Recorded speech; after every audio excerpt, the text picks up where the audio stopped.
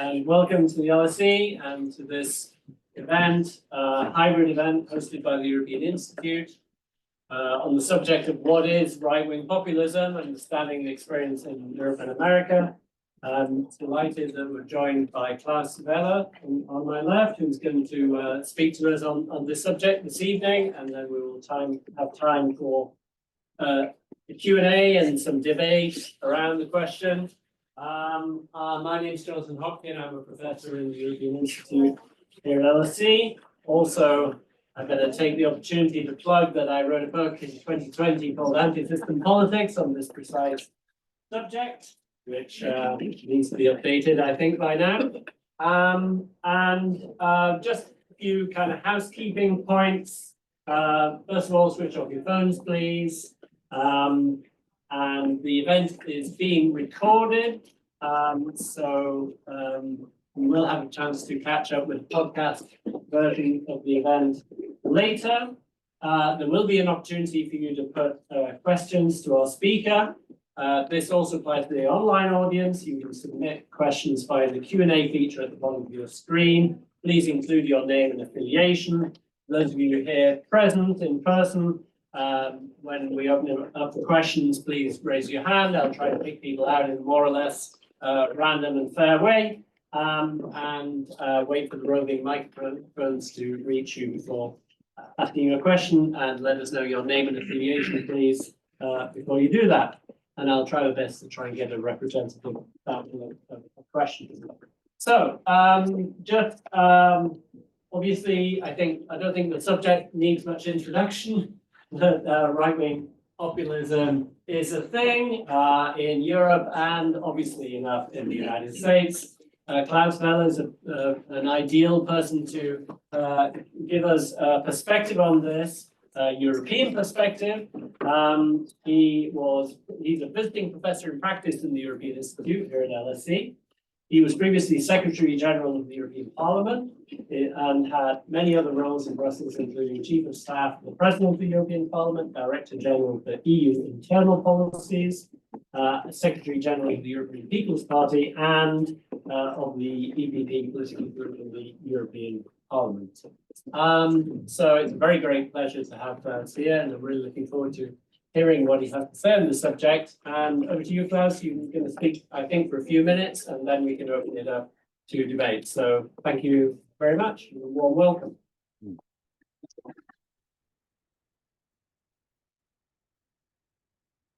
Yes, thank you very much for the kind introduction. My interest in the topic is not academic, but more from a practical point of view. We see that the European and international party political system is changing, and it's changing rapidly. And that's already giving us a hint, because if this is not just a national phenomenon, if this is an international phenomenon, if this is not just a European phenomenon, if this is also a phenomenon in the United States, then obviously when we look for the reasons for this change, we cannot resort to just national explanations. Maybe national facts which support this movement, but we have to look for reasons which are international. The European Parliament is an interesting place to look at this, because every 5 years in European elections, you get a kind of update of the European political landscape. Because what's reflected in the European Parliament is how also national systems have been changing. And we can observe that, I would say, since 2009, the space to the right of the EPP is growing in the sense of what could be called populist parties. That means we can identify a moment in time, whether 2009 is relevant because 2008 was the financial crisis. That's a question for debate, but at least there's incidence in time. So where are we now? I would say where we are now, when we have a look at the most recent elections, is a kind of system. 1/3 of the parties on the left, so that's the Left Party, the Socialist Party, the Green Party, counted together. 1/3 of the seats in the center with the Liberals and the EPP, European People's Party, a good third, and a small third on the right, which could be called the populist right or sometimes extreme right. That's not just a description of the situation, that simply allows us to understand how far this development has already transformed the party political system. It's not a marginal phenomenon anymore. We have a 1/3, 1/3, 1/3, and that's a precise mirror of where also our national systems are right now. And that change is not only limited to that space on the very right, because we see that these parties have also impact on other parties, including on parties on the left. In Germany, you can observe this very clearly. You have traditionally the left party. It just underwent a split. Now there's the Bündnis Sarah Wagenknecht. And what is the difference? The difference is basically that the Bündnis Sarah Wagenknecht, from a left point of view, is skeptical about migration. So we are not only having right-wing populism, but we are getting left-wing populism at the same time. So I would argue that this is also transforming the party political system in other areas, including on the left. And I would also dare to say that it appears to me that the effects have been more visible in first past the post systems than in systems of proportional representation. In systems of proportional representation, you finally need to get above 50% to have a very serious impact to take over the government. In first past the post systems, like in Britain or in the United States, you basically need to conquer one of the main parties. And for this, you maybe need 20% or 25% or maybe 30%. And I think that's exactly what happened in the United States with the Republican Party. And I would argue that Brexit is also very closely linked to this, because Cameron called a referendum being afraid of the votes that were split away from them by Farage, and losing in your political system here in Great Britain 5, 10, 15% is the difference between government and opposition.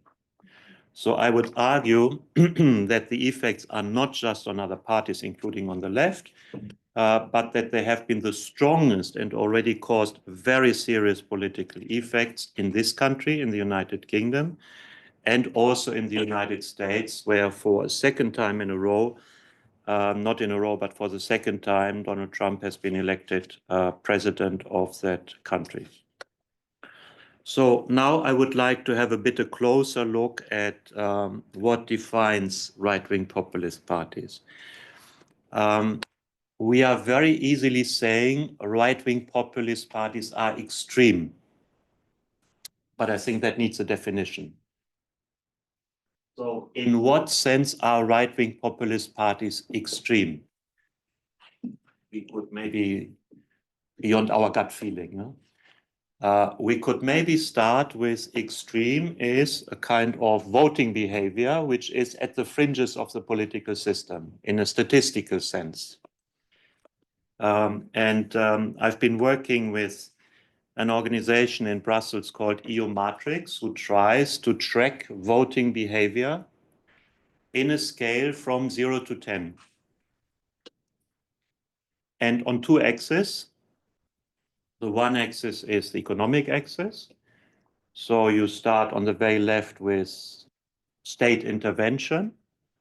And the other, let's say the 10 on the scale, is super free market. And then you need a second axis, which is the cultural axis, where you start with libertarian and you end up with authoritarian. Of course, those concepts can be discussed. But what is interesting, if you do this, and these are just preliminary figures, so we will work more intensively. It's not a representative number of votes yet. But what you can see is that the parties which we call right-wing populist on the economic axis start in kind of slightly left of center. So slightly left of center is, for example, Le Pen, Rassemblement National, in the past Front National. And I'm speaking about the legislature 2019 to 2024, and goes to the very right.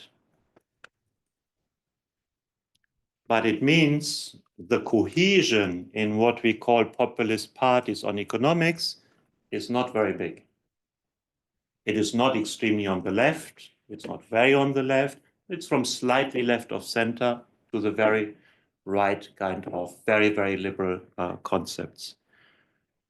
But if you have a look at the cultural axis of vote, you see that most of them, and when I say them, I mean those who are organized in the ECR group, 2009-2024 ID group, and without group affiliation, most of them are between 8 and 10 on the, let's say, libertarian towards authoritarian axis. That means their cohesion on the cultural axis is much higher than their cohesion on the economic axis. To be fair, if we apply this principle to say, okay, those who are between 8 and 10 are extreme on the cultural axis, to be fair, then we also need to look at, okay, who is maybe between 0 and 2 on the cultural axis. And between 0 and 2, you have the Left Party and large parts of the Greens. As I say, it's not yet representative, but more or less. And what we can see from these figures is that whereas on the economic axis of political conflict, the space for dialogue is still intact because people are not too far from each other. On the cultural axis, those who are between 0 and 2 and those who are between 8 and 10, they have no ground to speak with each other anymore. That means on the cultural axis, our society is increasingly divided in a sense that the attempt to find compromise and to dialogue and to find common ground becomes very difficult. And that's maybe what sometimes is called a culture war. But the important thing to realize is that it's happening on both ends of the scale. It's not only happening 8 to 10, it's also happening 0 to 2.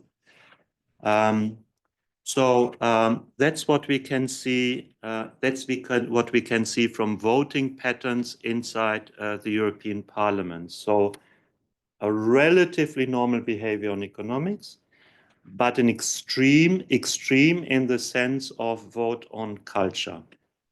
We will have to look a little bit more in detail. What does culture really mean? What do we mean when we say culture? And it seems that the parties are not so much united on what is called traditional values, behavior, gender, and so on. Take Germany, one of the co-leaders of the AfD, Madame Weidel, is known as lesbian. So that doesn't seem to be a problem to become a leader from the point of view of the party. We see that Marine Le Pen, compared to Jean-Marie Le Pen, has very much softened their approach on those issues. And one of her closest advisors, he has now left for a couple of years, but also, let's say, has a sexual orientation, which is not a traditional one.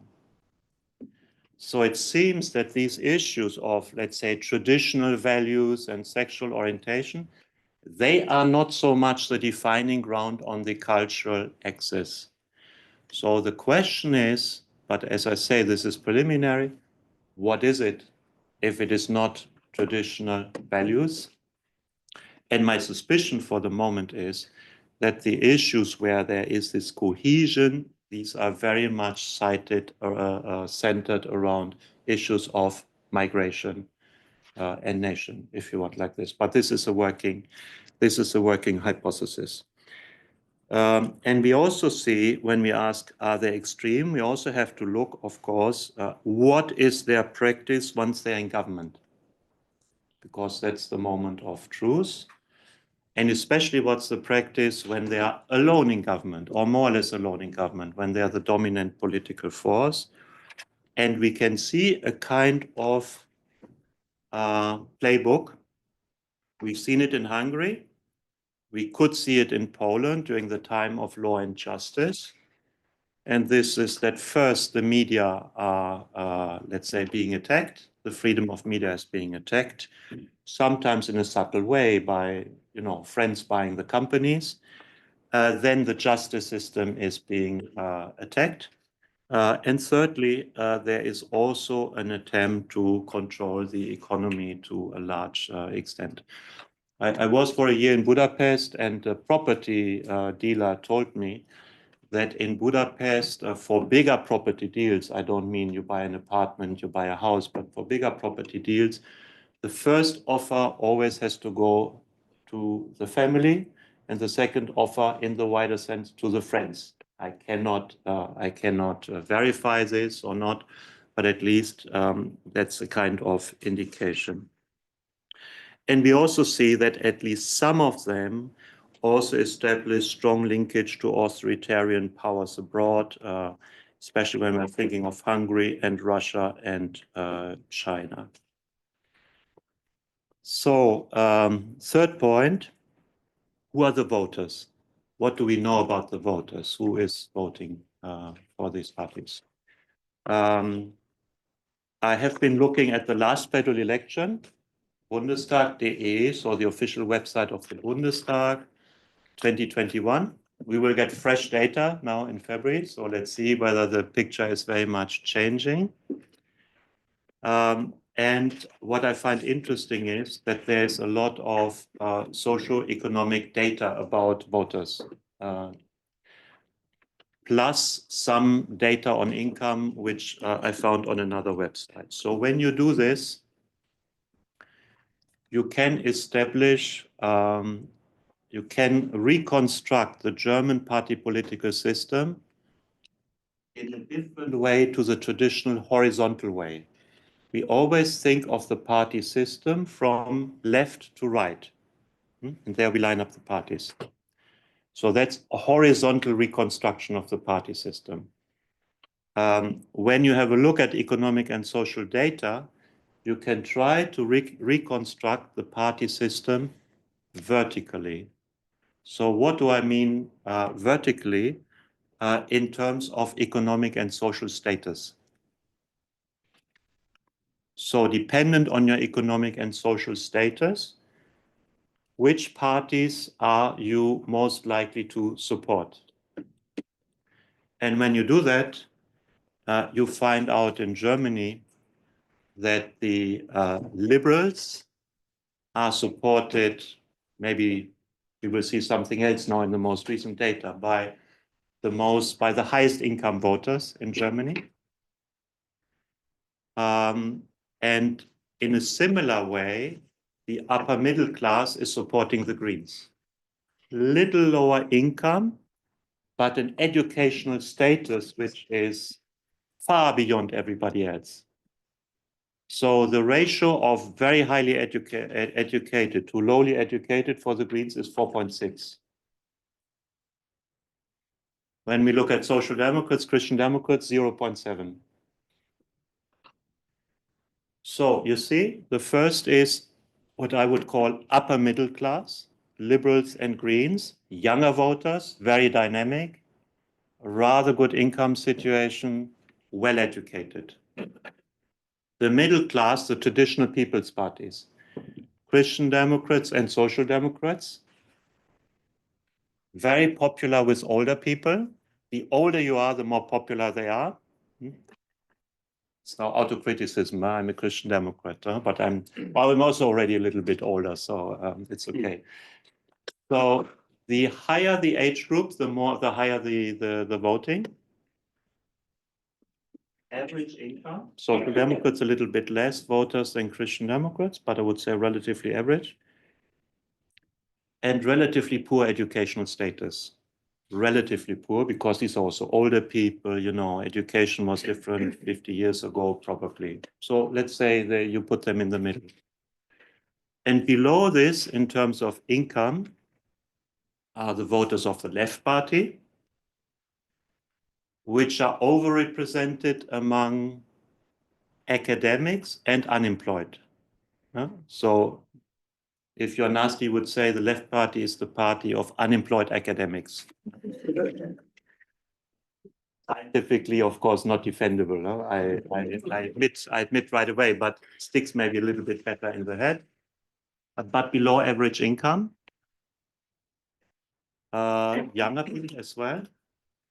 And the AfD, so you could say the right-wing populist parties, low income, lower than Christian Democrats and Social Democrats educational level, overrepresented with unemployed and overrepresented with the workers.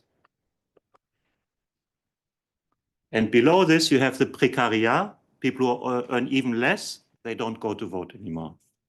They've given up, they've given up with the system. Some of them are now reactivated by AfD, become from non-voters, become voters again. So I suggest that we look at the party political system, not in the traditional horizontal way, but in a vertical way, and try to identify the social and economic position, because that gives us a good heuristic to think about who is voting for these parties. So we can conclude at interim that right-wing populism, at least in Germany, right-wing populism, at least in Germany, is the revolt of the lower middle class. In the Financial Times, I think the day after the election in France, you had very nice graphics about the French voters, according to social strata. And over 50% of the voters of Marine Le Pen were défavorisés. Far more than for the left party, far more than for the socialists. If you have a look at FPÖ in Austria, just let's say a kind of similar party, the FPÖ in Austria is the Workers' Party. And in the scientific literature, right-wing populist parties already 10, 11 years ago have started to be called unconventional workers' parties.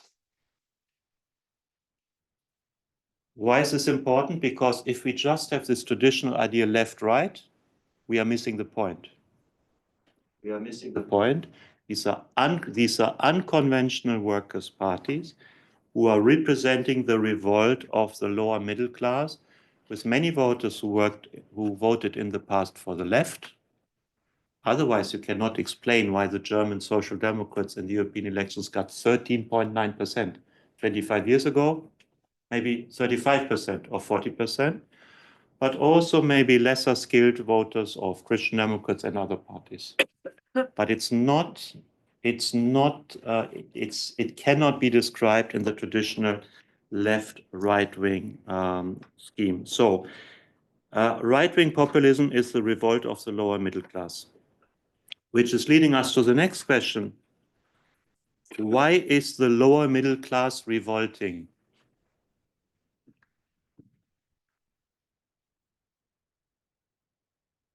So when there were opinion polls after the German regional elections, where they had massive success in the East, and what was striking was that when voters were asked about their economic situation, the voters of the AfD were answering bad or very bad. Which is not so surprising, because we've just identified income levels lower, educational levels lower, so lower middle class. So they identify their economic situation as bad or very bad. And what does it mean when your economic situation is bad or very bad? when your economic situation is bad or very bad, it means you have no buffer. Something unexpected is happening. Let's say if your margin a month is 50 euros and something big is happening, something unexpected, you have no buffer. You're pushed over the line. And what did we go through over the last 15 years? One crisis after the other. So from financial crisis, which meant interest rates were going up. If you are dependent on credit, not good news. If you had a flexible interest rates, not very good news. Rising prices for food, if you're on the edge, not good news. Rising prices for energy, if you're on the edge, not good news. Rising prices for housing, which we have been seeing, if you're on the edge, not good news. Economic and social competition with migrants coming in big numbers, for example, from Ukraine or from Syria, not good news. So that means we are having an electorate which is economically and socially on the edge. And we have gone through 15 years of one crisis after another. And crisis is not an abstract term. Crisis for these people might mean they have been pushed over the edge on a regular basis. So why are lower middle class voters revolting too? From my point of view, migration. Maybe an anecdotal reason why.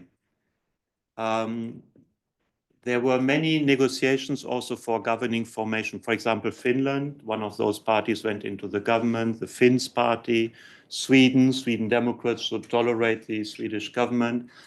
And I know from those negotiations, because they had many views on many things, one issue they were never ready to negotiate away, neither in Finland nor in Sweden, and that's migration policy.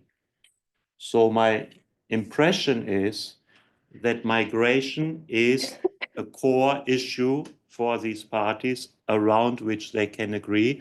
And that's maybe also a bit underlined by the preliminary data we have on the cultural axis. The core issue here seems to be migration.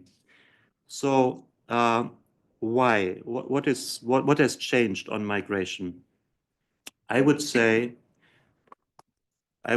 first, migration was a marginal phenomenon and is now a transformative phenomenon in societies.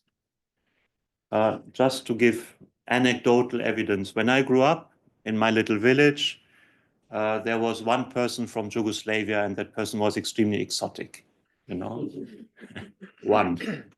And he was from Yugoslavia still, okay, so you see it's some time ago that country still existed. The expectation now for Frankfurt is, I think for 2050, that 60 to 70% of the population of Frankfurt have a migration background.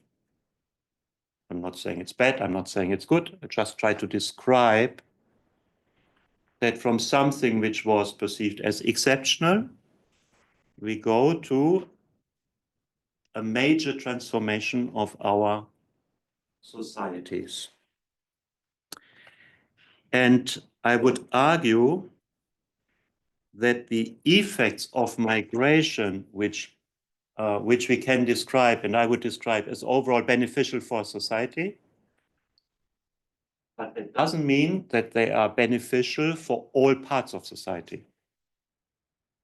So in fact, and I think there is an economist who has been dealing with this already in the 90s, who's called Boyas, at least a colleague told me that this is the case. So we cannot get away just with saying overall for society this is positive, which is normally the political argument. We have to look at the effects of migration of specific parts of society, and in this case, especially on the lower middle class.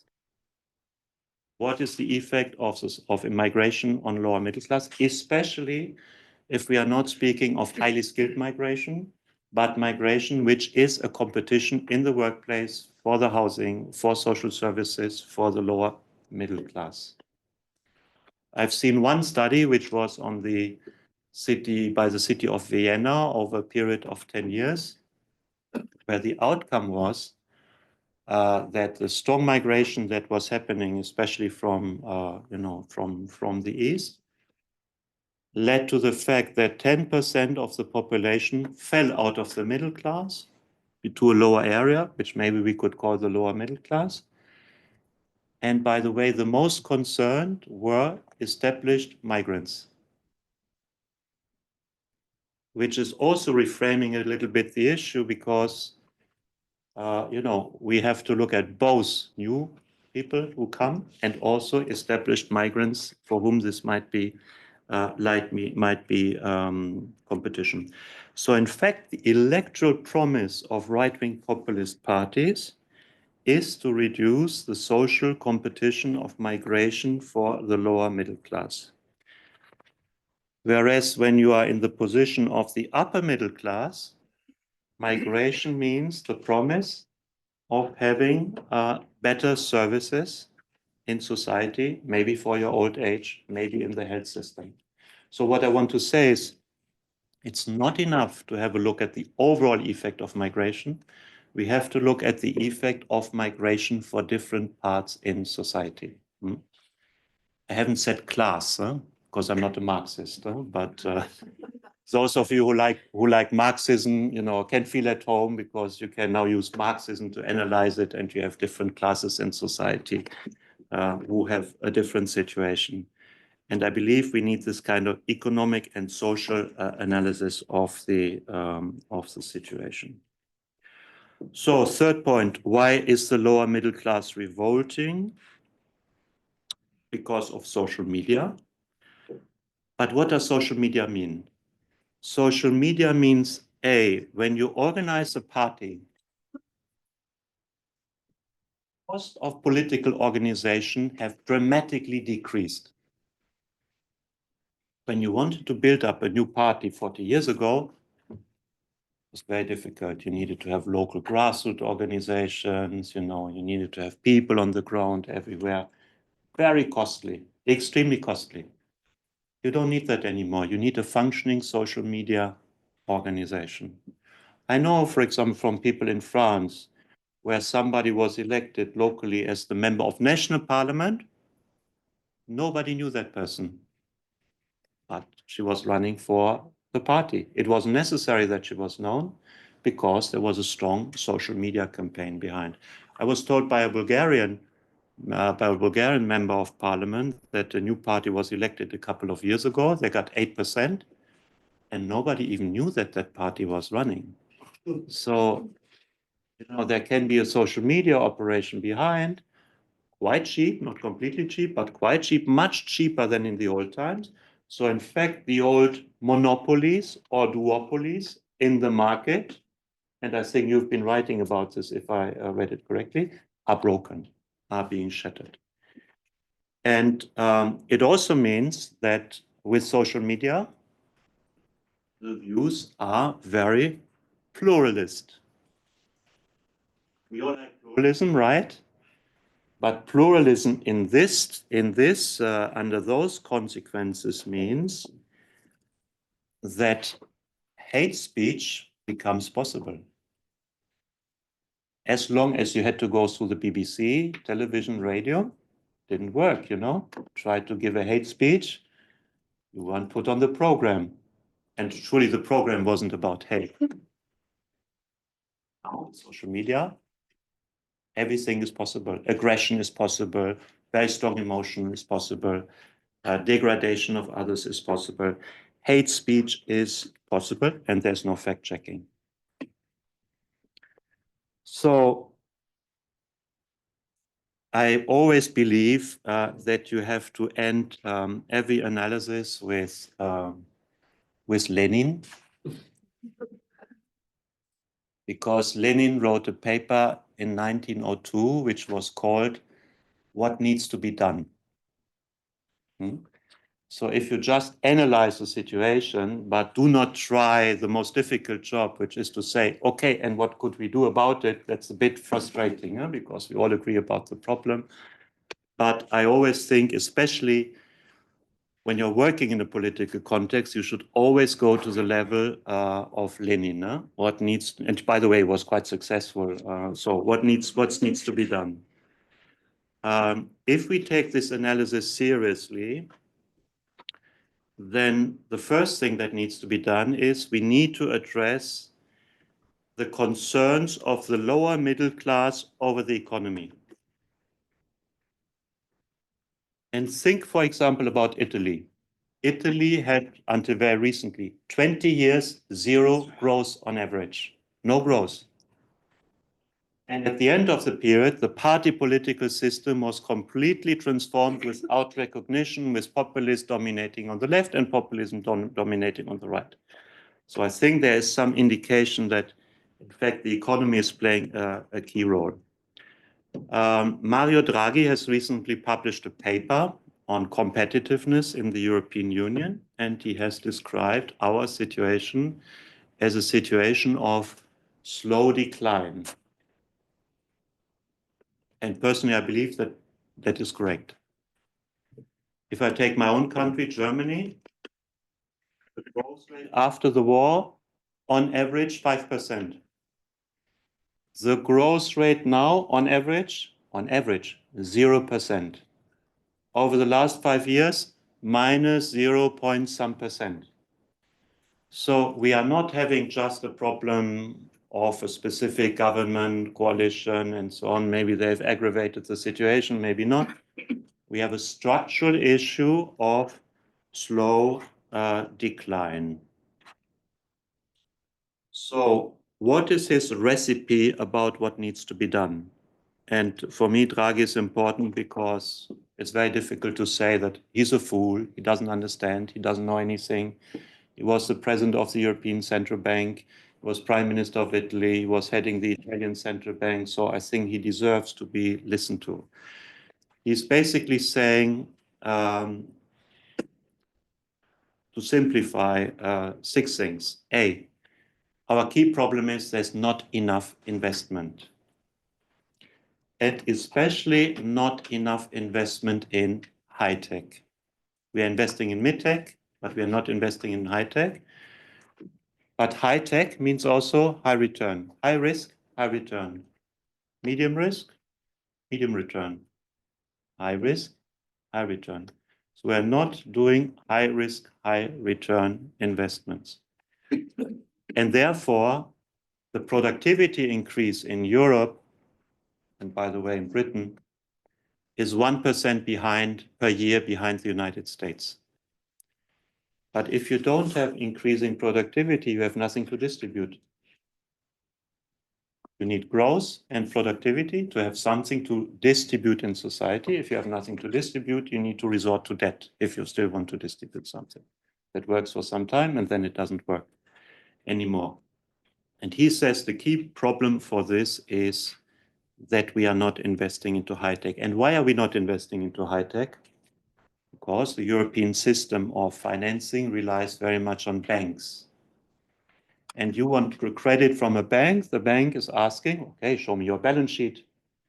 How did you do over the last 10 years?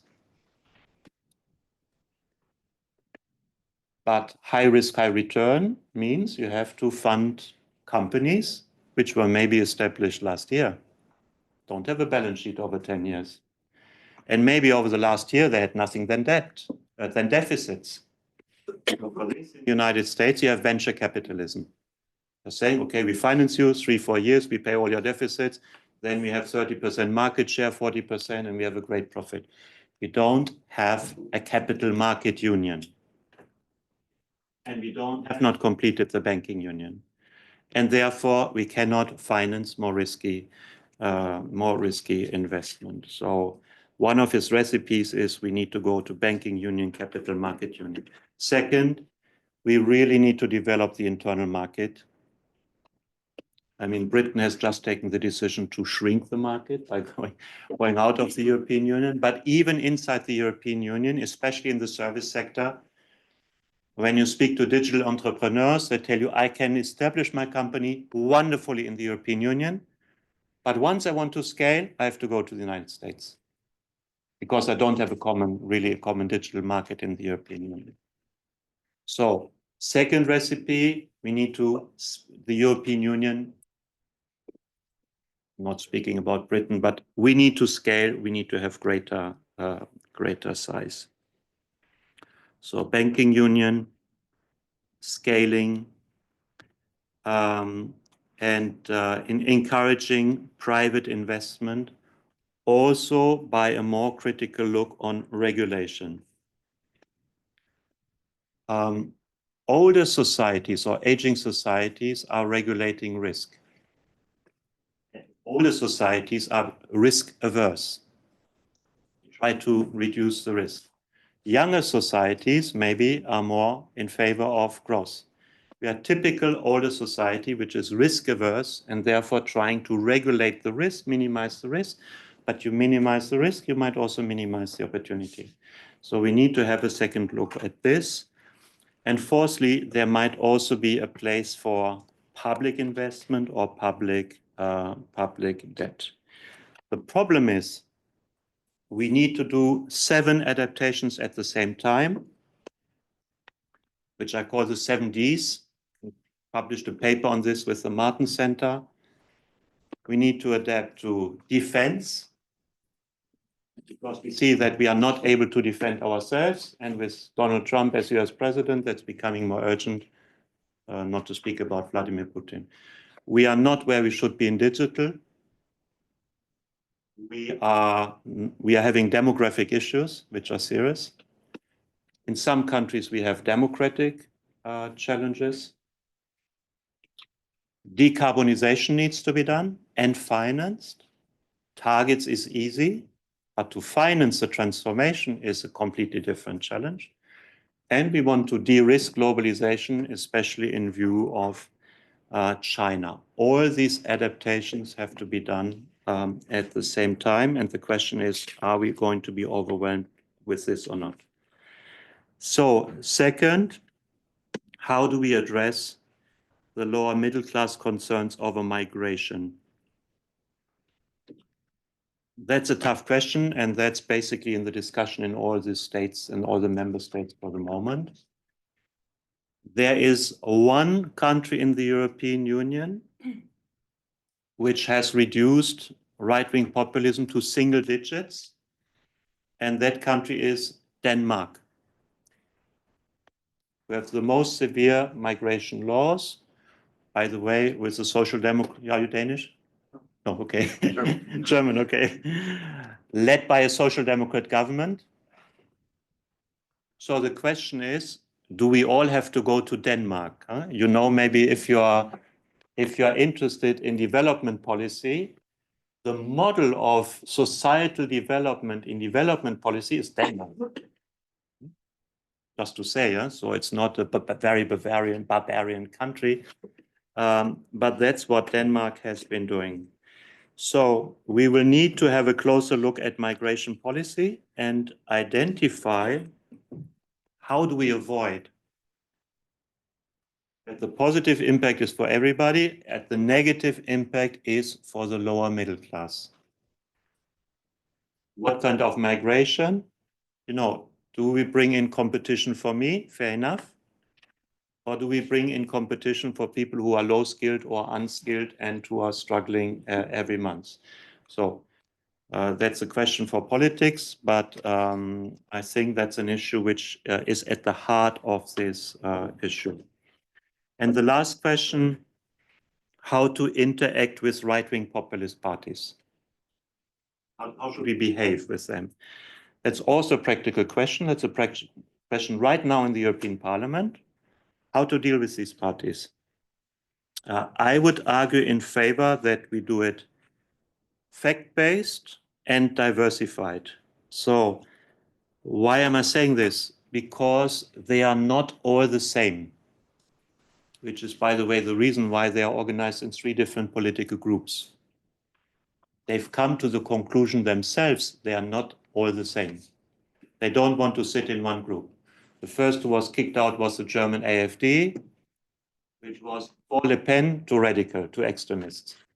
So the German AfD had to establish their own group, the sovereignist group, because they were speaking about remigration. So, even people with, have been naturalized and to throw them out of the country. Le Pen didn't want to do that, for them too radical. Okay.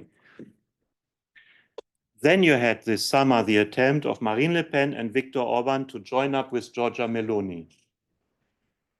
It started a big campaign. They wanted to have one big group. And Giorgia Meloni produced what in other contexts is called poison pills. So how do you deter Viktor Orban from wanting to join your group? You bring in a Romanian group which hates Hungarians. So she invited a new Hungarian party that are known to hate Hungarians. So Viktor Orban said, okay, if you have Hungarian haters, we are not coming. And for Marine Le Pen, she brought in her niece. The niece who went out and wanted to replace Marine Le Pen more or less.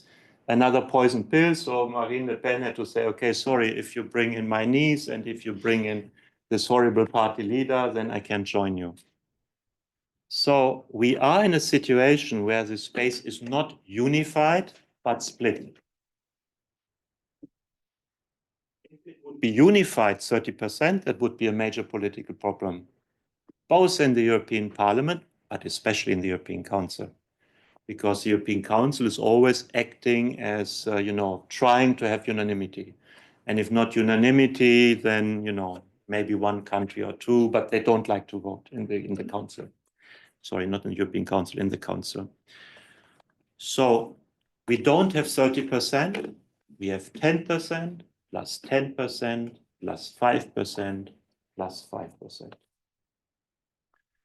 And my recommendation would be to leave it like this and to not encourage them to unify, because then we have 30%. So how do you do this? By treating different policy positions differently and not the same. So for example, to give an example, if we take Ukraine, the ECR group voted in favor, more or less unanimously, to support that Russian assets can be used as collateral to give credit to Ukraine. The sovereignists voted unanimously against, and the group of Viktor Orban was split. If you look at the hearings these days, the ECR group of Giorgia Meloni voted in more or less all the cases in favor. The group of Viktor Orban and the sovereignists voted in more or less all the cases against. So they behave differently, they perceive themselves differently, and that's why I plead in favor to not treat them as if they would all be the same. Where would I put the dividing line? For me, the dividing line is those who try to destroy the political order as established after 1945. That's parliamentary democracy, that's the rule of law. For me, that's also European integration. You don't have to be a federalist. I'm a federalist, but you don't have to be a federalist, but you have to be constructive in the process. And you shouldn't just try to want to destroy the European Union. And you're either on this side of the argument or you're on the other. And dependent on that, we have to treat them differently. There are policy positions which we will not share, but which are legitimate positions to take, even though we don't share them. And then there are policy positions which try to destroy the democratic political order. And that's, for me, the dividing line. Thank you very much.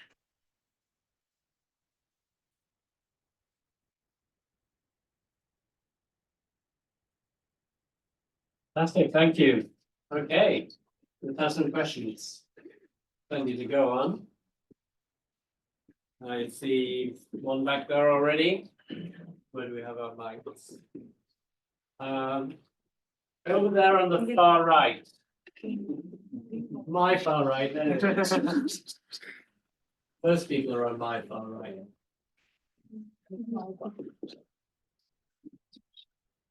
Maybe announce yourself before giving the question. My name is Hannah Arendt. I'm very much independent and curious. Yes. Because it sounds to me like we're looking to the US as. No? Okay, yeah, that one's working. Vida Philman. Again, because I don't think we did it. That's fine. My name is Vida, independent. Thank you for the lecture. What I find quite astounding was that a lot of the solutions that you were sort of looked at were US based. And from my personal political views, I see the situation in the US as a critical right-wing populist situation. That sort of also is looking to defy the rule of law and subvert it. So I wonder how you see that. I agree with you. I agree with you. That's why I said that from my point of view, first past the post systems are more vulnerable, and the effects are already more visible in first past the post system in the US by twice electing Donald Trump, and in Britain by having contributed to Brexit. But I guess the comeback might be that if the economic prescription for overcoming populism is to do more like what the United States are doing, it doesn't seem to be working in terms of pushing back against populism. Yeah, I speak from here because maybe it's more visible. I think in the United States, we have an interesting phenomenon because it's a continent. Yes, it's a country, but it's also a continent.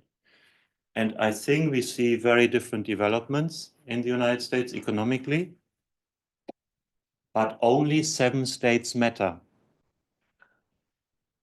from the 50. The swing states matter.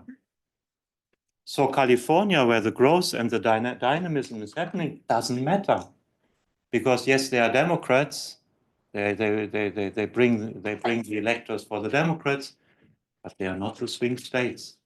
So when you have a look at the swing states, Michigan, and so on, Pennsylvania, we have exactly the same problems as in the north of Britain, as in the red wall, which voted for Brexit.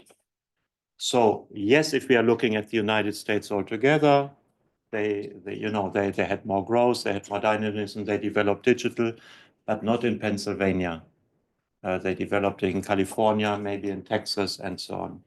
So that's why I think a strategy could work, which is focused on the voters in the swing states to win the elections, when at the same time they have been quite successful in other parts of the country. But the answer is maybe for California to be a state of its own, country of its own. Any more questions? Yeah, so I have one on the far left just to balance it out over in the far corner.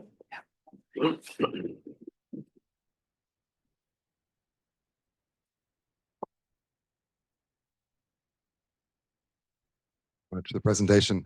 I'm Paul Domio, and I'm a founder of one of those high-tech companies that Draghi wants to keep in Europe.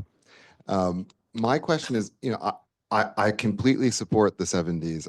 I think if we implemented that plus the Draghi report, we'd clearly have much stronger economic growth. But my question is, isn't there also an aspect in terms of what is to be done about building respect? And the sense that the lower middle class has of having been disrespected and looking for someone to offer respect, and how do we address that social aspect from the mainstream political perspective? Yeah, I agree with that point. There is a German author whose name will come back to me, who has written a couple of books about this. One is called The Crisis of Modernity. And he is saying that the problem is basically that in the transition from an industrial society to a service-oriented society, those who are still in the industrial society feel a double devaluation of their value. The first devaluation of their value is in terms of economics. You can also see this when you look at income development. the best skilled, the highest income, had a much steeper increase of salary over the last decade than those with more traditional skill sets. But the second evaluation is in terms of value sets. The value set of industrial workers is not postmodern. So we are having a falling apart between the value sets of a younger generation, better educated, university educated, basically in big cities, working in the service sector, and the lesser educated, older or maybe middle-aged, in which are industrial workers and are not participating in this. And this is what I meant when I said, when we have a look at the cultural axis, in fact, we have two extremes, not one. We have the 8 to 10s, but we also have the 0 to 2s. And the problem is that if the divide is so strong on the cultural axis, you can't talk to each other anymore.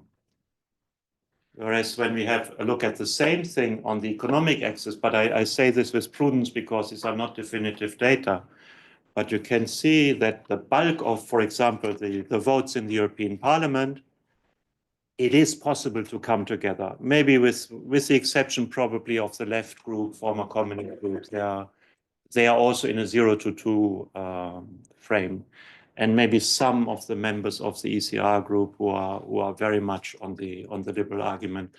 But Christian Democrats, liberals, social democrats can quite easily come together, but not on culture anymore. And that's the problem. So in the transition from industrial society to service society, those who are still in the industrial society, who are lower skilled, who are weaker in the job market, also feel a devaluation of their value sets.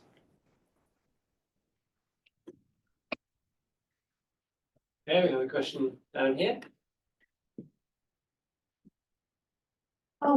What makes you think that? Sorry, just Oh. say who you are and. Oh, yes.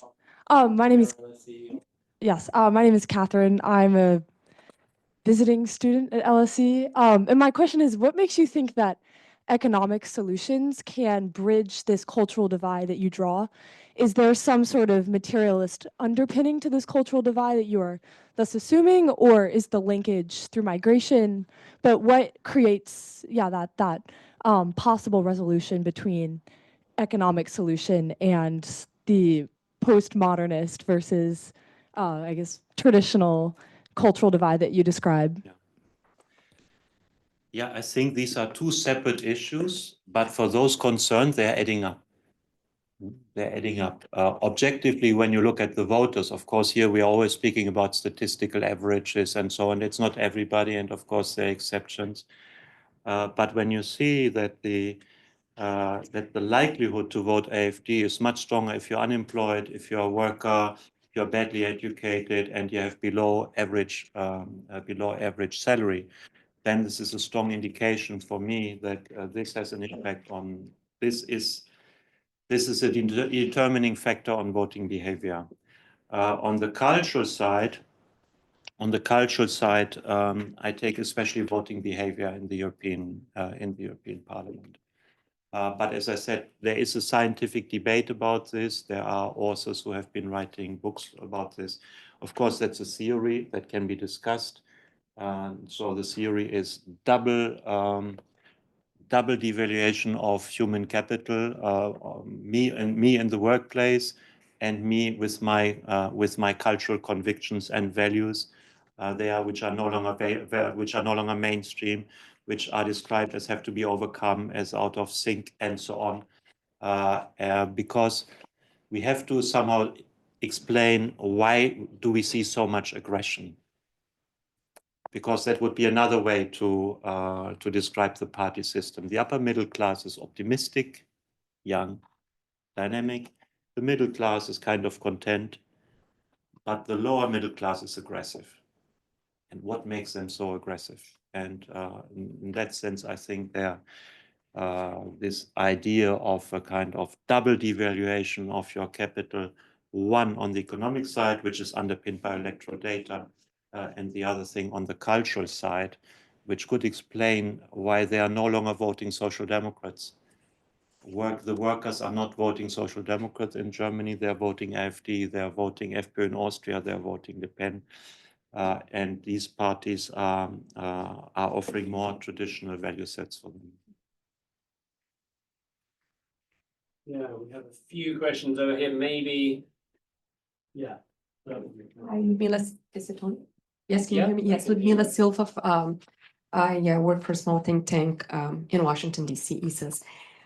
In terms of the United States election, could you talk a little bit about, and I have been living there for 2 years, in the way we see it, at least inside the Beltway in Washington, D.C., is that beyond just the 7 swing states, if you look even at California, right, which is the 7th largest economy by itself in the world, so bigger than Italy and all of them, you know, if you are in California and you take a look at the Silicon Valley, you know, these are people like Elon Musk, Peter Thiel, that are incredibly rich, they're billionaires, and they are in support for Trump. Could you talk a little bit about what impact they had in this election?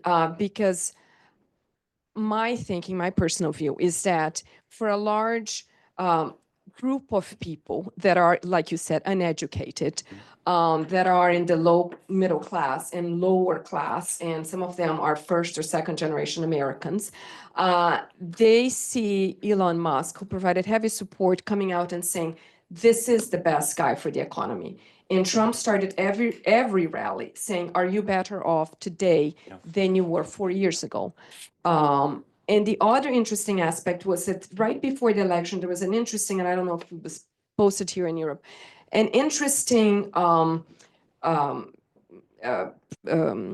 ad that showed 2 women in a voting booth and a man asking, did you see that ad? Yes.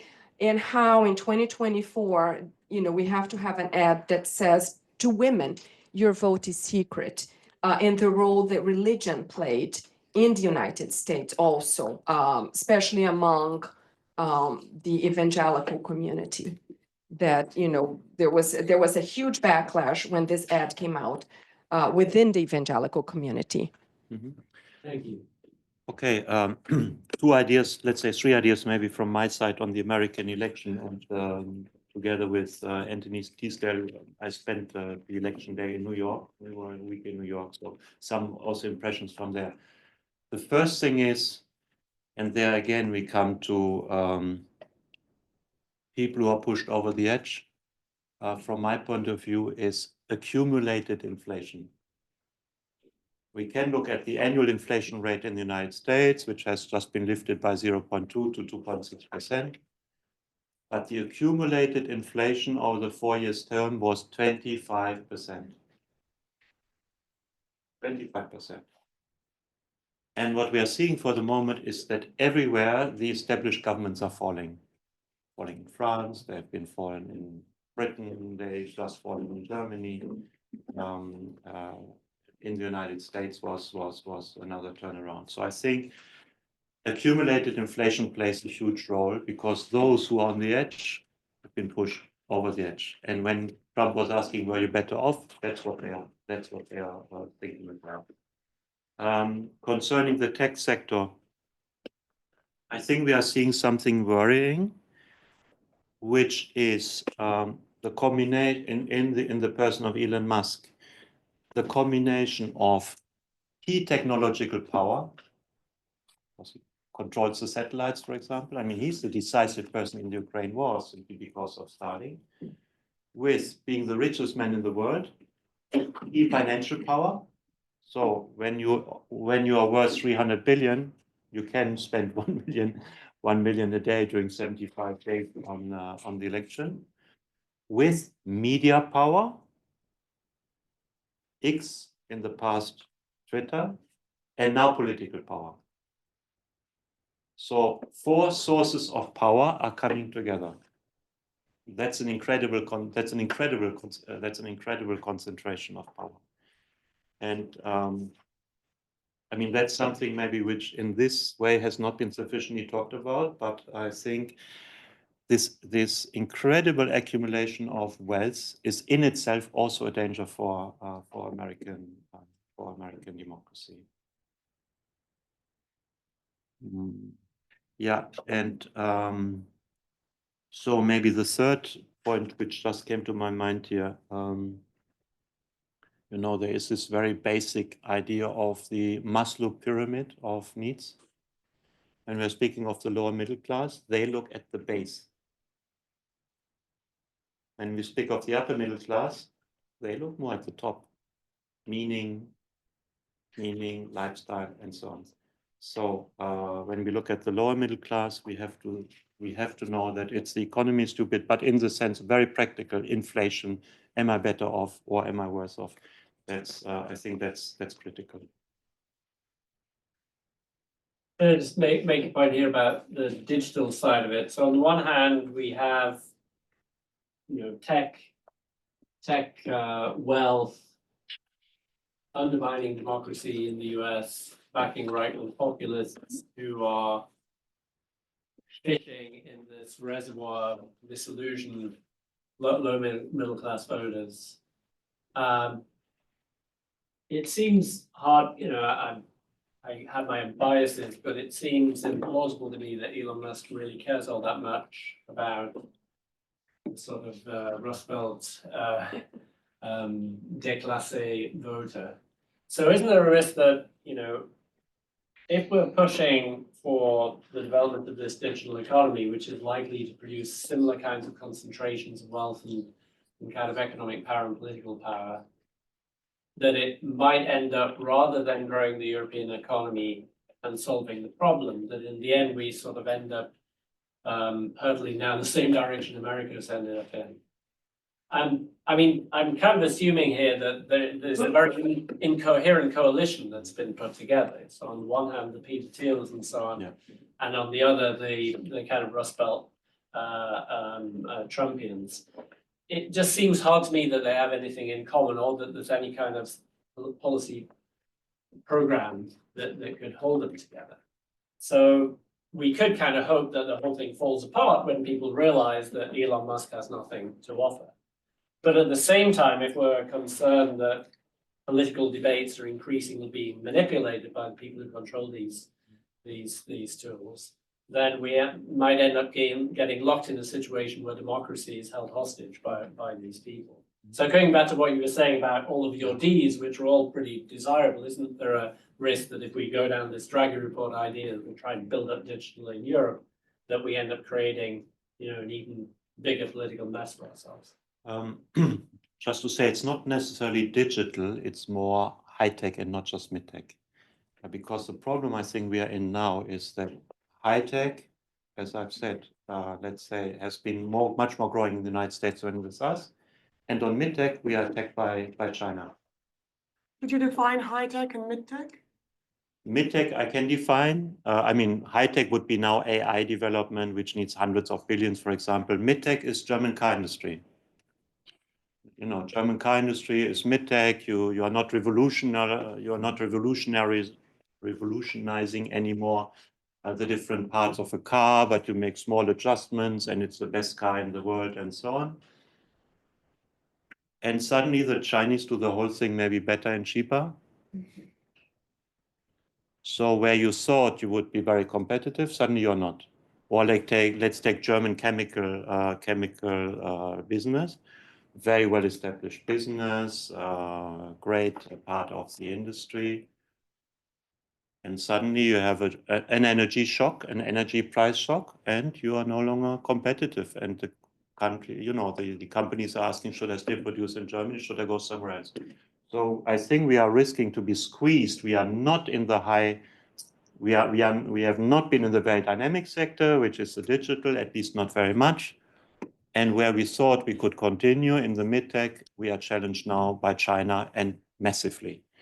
That I would say is the risk of this strategy. Great. Okay. So more questions. Maybe we have a few, so maybe we could collect. Yeah. Do we have some online too?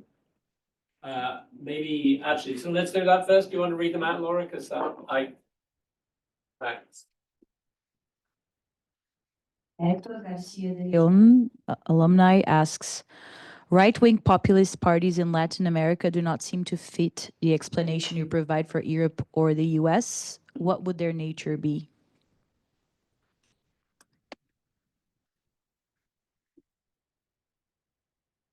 Maybe another, maybe a couple, so we can get through more questions. Okay, sure.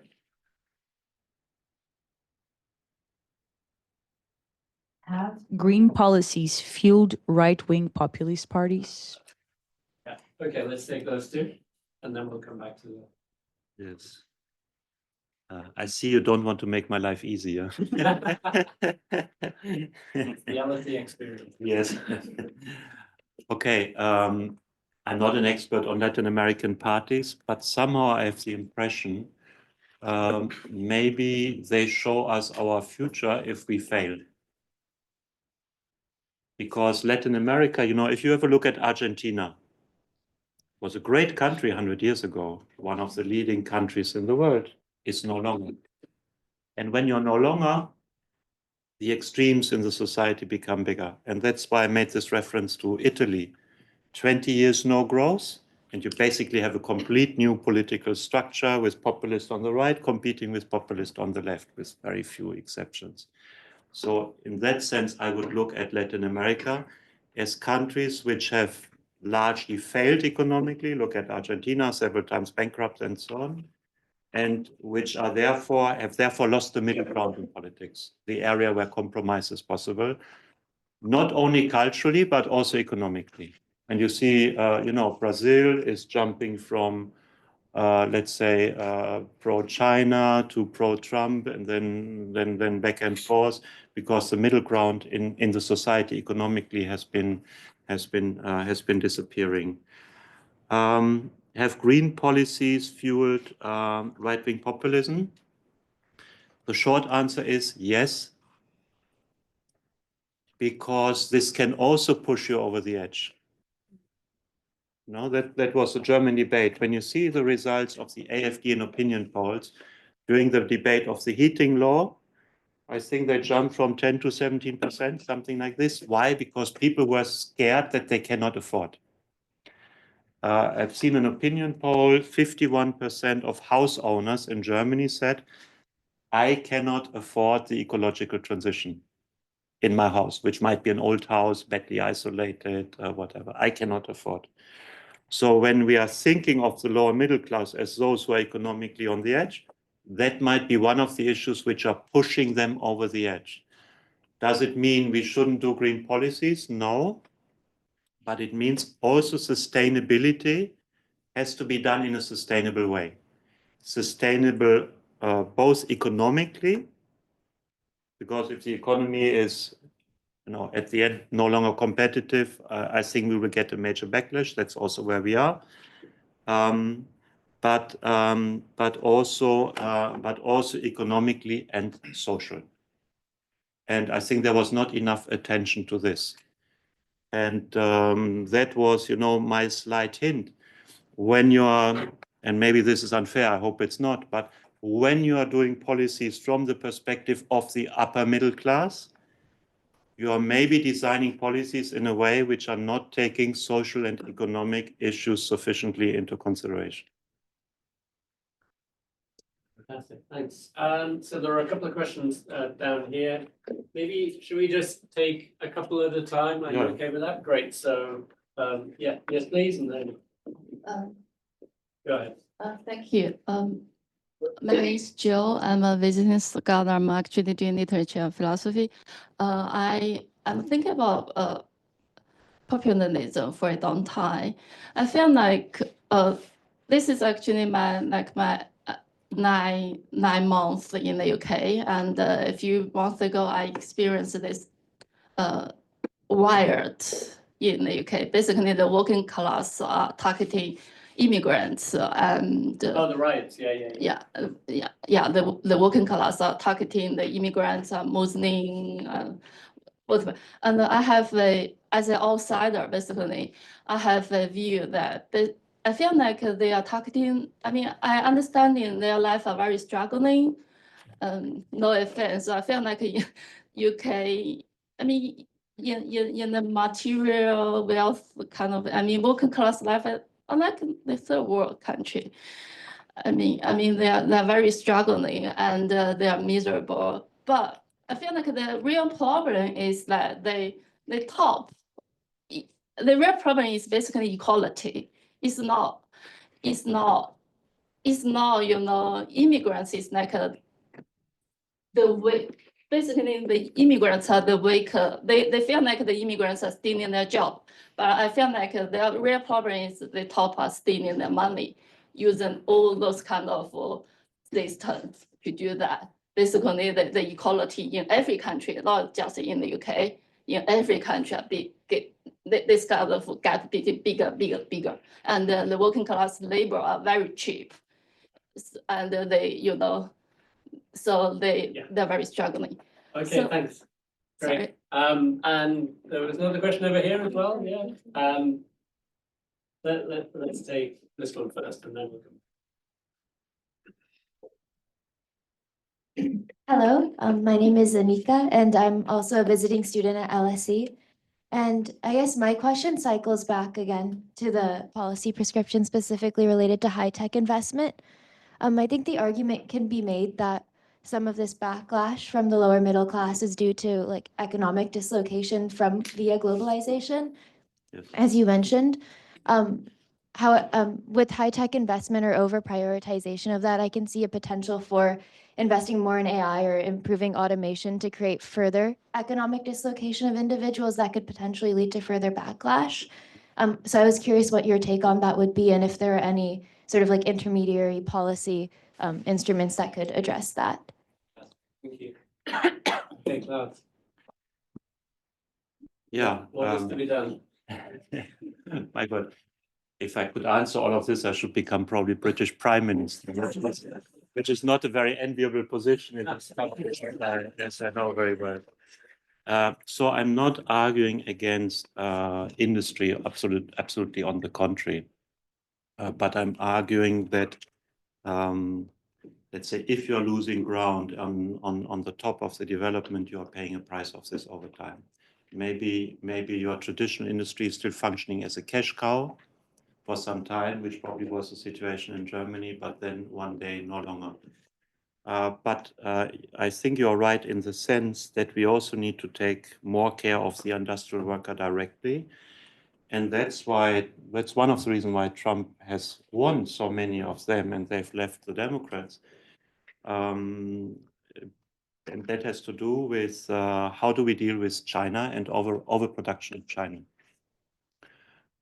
He's basically promising that with tariffs of 100% or 60%, he would shield it off. The tariffs on the car market are already much higher than on ours. But we are also confronted with a situation where the problems in China have very much increased of unemployment, youth unemployment. Estimates are about 30 to 40%. The housing market is no longer the growth engine in China, because there are too many apartments already and many cities are empty and will never ever be used and the companies are close to bankruptcy. So China thinks that the only solution for them is export of industrial goods, but not as a market economy, but as an economy with a lot of state companies and also with state subventions. And that is a direct threat also for our industry. And therefore, I believe we also need to accompany this with a proper protection of the industrial workers at their workplace where they currently are. And that's why the European Commission has not only imposed 36.5%, I think, tariffs on cars, but there's a whole bunch, 5, 6 other procedures ongoing, whether there are other sectors where tariffs need to be applied. But if you add all of this up, then you find out that at the United States, at Europe, the system of global free trade, which we are accustomed to, is very much under stress. You see, whether that's good news, I don't know. But that's something which was pushed for by these so-called Rust Belt states and their voters in the United States, and which I think is coming with some time lag here as well. And as for the riots being directed against migrants when they should be directed at the wealthy? That's the other question. Yeah, I'm not for violence to be directed against anybody, neither against the wealthy nor against the migrants. But I think it's exactly the expression of that frustration which I've tried to express, and which has different sources. It has the source of an economy which is more stagnant, definitely in Italy, the last 5 years also in Germany. In Britain, the estimate is that because of Brexit, 5% growth has been lost. So it's also getting tighter. The space for distribution is getting tighter. But also migration coming in, which is perceived as mainly competing with the unskilled or the low skilled. Not with you and not with me and not with anybody in this room. Which is very good overall for society, but not for this group. Great, maybe time for 2 more questions. We had one here and gentleman at the back, so let's take those 2 and then we'll have to start. So yeah, go ahead. Thank you. I am a master's student at School of Public Policy at LSE. So I got 2 questions, very quick. So cycling back a little bit. So where would you put the current UK labor market into your models when it comes to like the cultural spectrums, access, and considering there is a bottle of idea when it comes to immigration problems from the right side, like extreme right.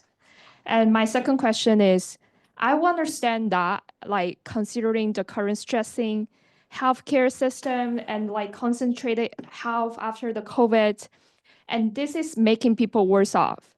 And isn't that the problems exist in the social welfare system and the immigrants problem is just a shelf for people to avoid to answer the core questions? And I want to know how do we break through it, how to let the people to really understand what is the core problems in the current society. Thank you very much. And last question over at the back. This is quite an open-ended question, Who but are you? sorry, Thomas. My name is Thomas, Great. independent. The way I understood your phrasing, your overall view, is that economic and materialist objectives is what drives people to go and vote for AfD, I don't know, elect Vladimir Putin or Le Pen, etc. What do you think of the more simpler message that they try to sell you, which is the cultural displacement theories, etc., that culture, European identity is under attack if you don't vote for this party? Okay. Does that make sense? Yeah, thank you very much. Yes. Klaus, over to you. Yes. Yes, you're right in the sense that I've tried to deliver an economic analysis of the situation that has also got to do with the fact that I once studied economics, so you remain a little bit in the frame of your education. But also I did my final diploma work at my university in Witten-Herdecke, was called Umdenken oder Umsteuern, rethink or let's say basically between is attitude or incentive, is this the decisive for human behavior? And the outcome was in 99%, it's the economic situation, it's the constraints. So that's why I'm tending there. But by the way, the outcome was also that the 1% are sometimes decisive because they might be the political entrepreneurs who are ready to go to jail because they're protesting for freedoms in the Soviet Union and so on. Just what I wanted to say is I believe that people are very strongly influenced by the economic situation, especially if that is not a situation of affluence, but if they're on the edge. I believe if you're not in a situation of affluence, then you're very strongly motivated by these kind of questions. If those issues are settled for you, you can go up the Maslow pyramid and go to value issues or lifestyle issues and so on, because the other issues are are basically settled for you. But I've been citing this German author because I think he's correctly speaking of the experience of the double devaluation of your human capital. When you're an industrial worker, you see a double devaluation. You see your devaluation in a society which is becoming a service society. And you also see that your value set, which you acquired, suddenly is no longer respected in that society because it might be more authoritarian, more law and order, whatever, than the service society is, let's say, imposing now with the leading groups, which are the better educated.